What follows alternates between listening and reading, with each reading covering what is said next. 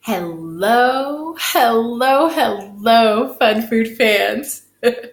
It's Karen Ricks, head chef here at our kitchen classroom, and I am back today with a simple glass of water, a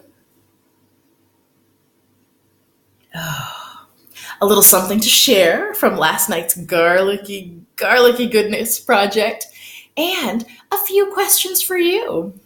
What are you drinking as you settle in to join me today? Go ahead and leave me a note in the comments. Tell me, what wonderful brews and beverages are you sipping on right now?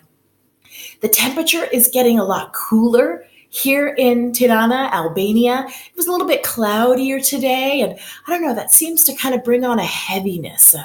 I don't know, but the water, even just with a touch of lemon, it kind of lifts and brightens everything, and it just makes me feel good.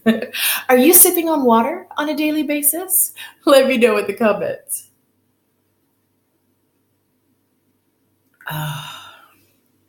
So, if you've been following the last few days, we have been absolutely inundated with all manner of garlicky goodness. And I promised I was going to come back and show you the results of this project from the other night. So, I've got my jar of the garlic here. You can see, yes, even just since yesterday, almost all 5 heads of garlic that we broke and peeled and confit in that beautiful olive oil to make our garlic oil. Well, that's what all of this is right here.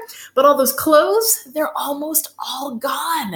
And you want to know why? It's because they're so delicious. So, for those of you who are concerned and complaining about all the stinky sulfides, the bad garlic breath, and the overpowering kind of nature of, raw garlic, which can be a little off-putting for some folks. Let me give you that. Garlic confit is not that at all, okay? Hold on, I gotta pull this out here so you can see.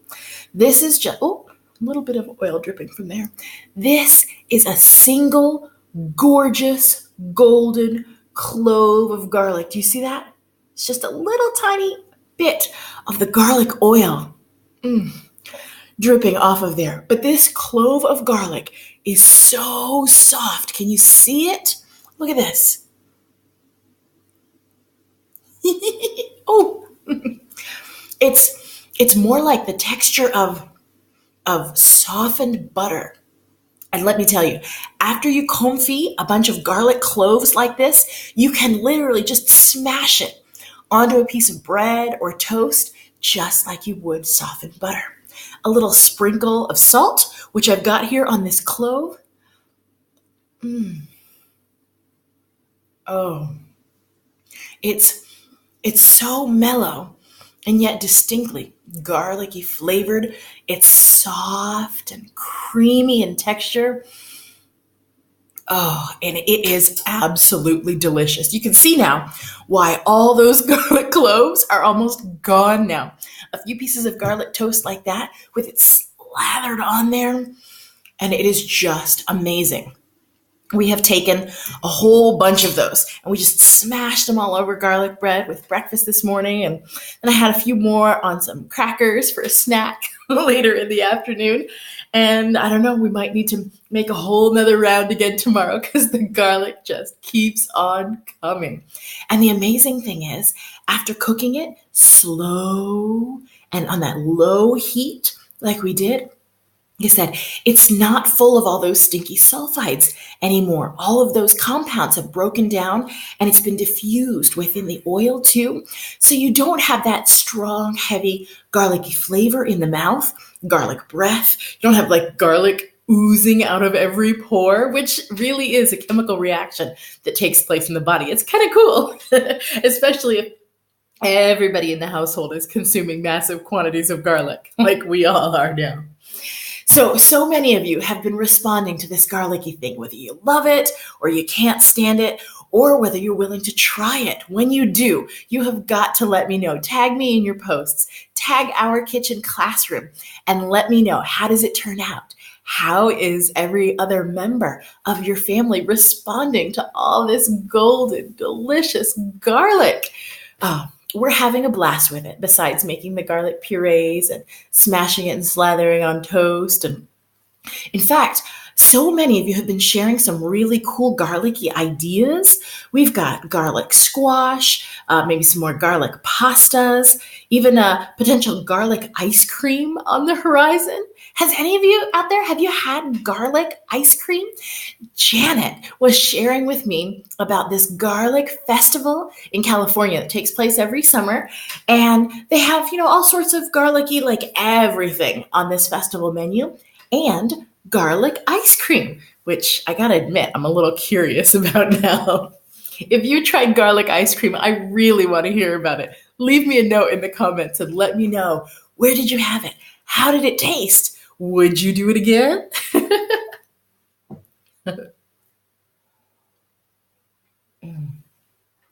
All right, so I promised I was going to be telling stories from Japan all week long, and the thought of garlic ice cream reminded me of some of the other incredible ice cream flavors that we had a chance to try during our 10 years in central Japan.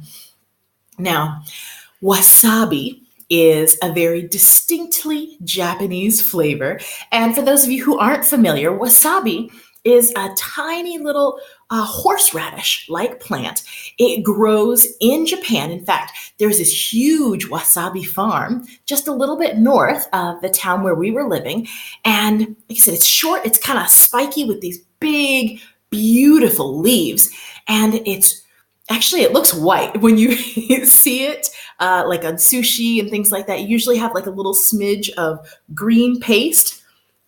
The actual horseradish itself, it's like a tiny little green root on the outside, but when you really grate it, it's kind of whitish. Lots of commercially prepared wasabis add like traditional horseradish and green food coloring and all those other things. But horseradish is another one of those like really powerful flavors, a lot like garlic that some people either really love or really can't stand.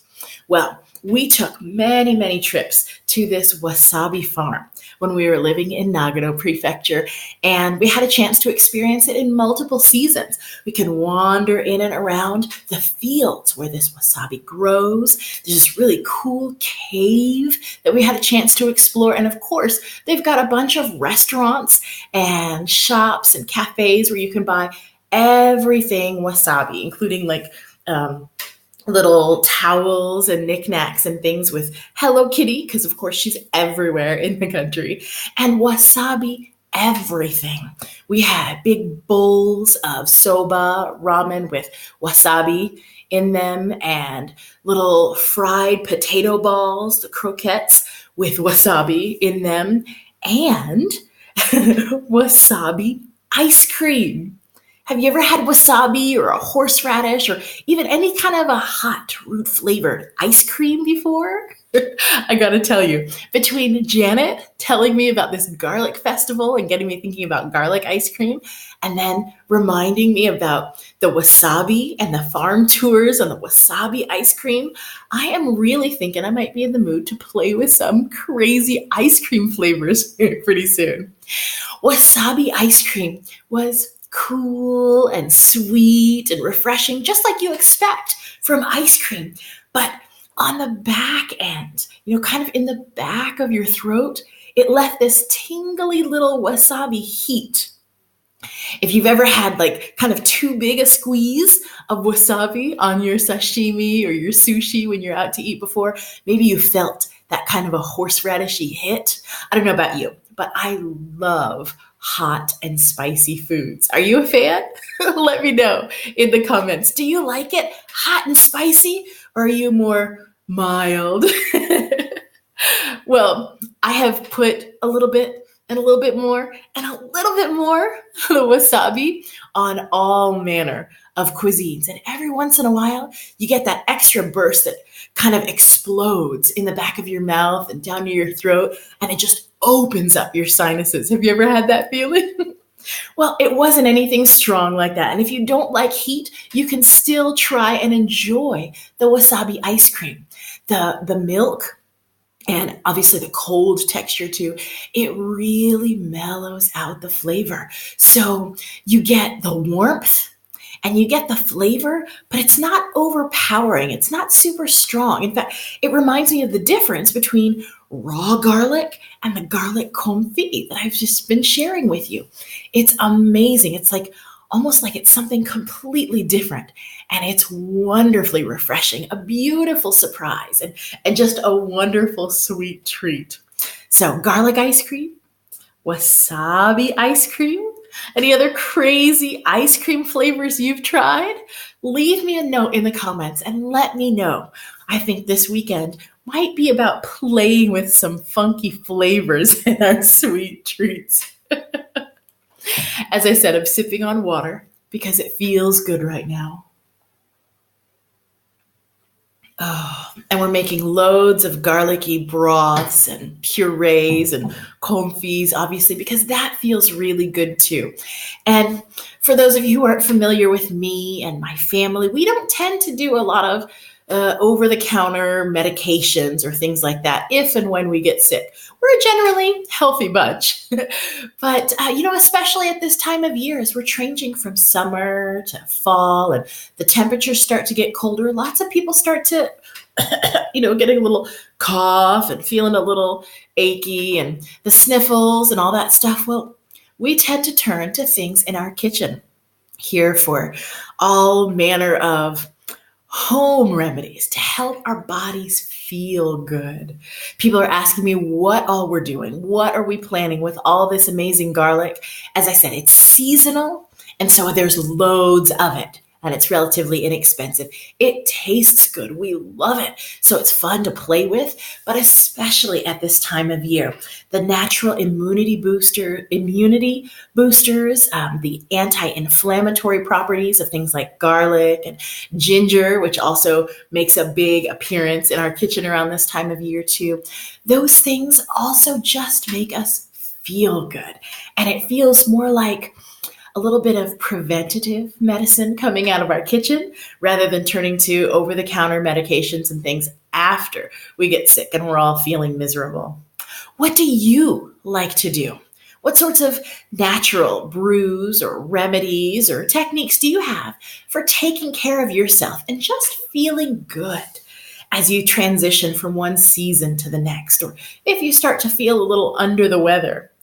We made some chicken soup recently and threw loads of garlic into the stock that we were making from the chicken, and then a little bit of extra garlic puree into the bowls as we were mixing up the chicken and the noodles and the crispy chicken skin and all that wonderful goodness. When it feels good, you just want to do it again and again and again, right? And when it's fun to make and it tastes good too, well, that's just good, wholesome fun for the whole family. We are carrying on this conversation in my free community. Play with your food. And that's exactly what we do. That's where I'll be discussing more about all the fun combinations that end up coming together in whatever sweet treats we make over the weekend. So I am looking forward to hearing your questions, your comments, your experiences about wacky and wild ice cream flavors or whatever else you're doing to play with your food during the course of the week. Check out the link in the comments and come and join in the conversation. Find some more inspiration to play with your food in your kitchen classroom. I can't wait to see you inside. I'll be back again tomorrow with some more stories from Japan, probably some more garlicky goodness from our kitchen here in Tirana, Albania, and I'm answering your questions. So let me know. If you've got them, go ahead and leave me a comment, hit me up in the notes. I look forward to talking with you again tomorrow. Have a great one.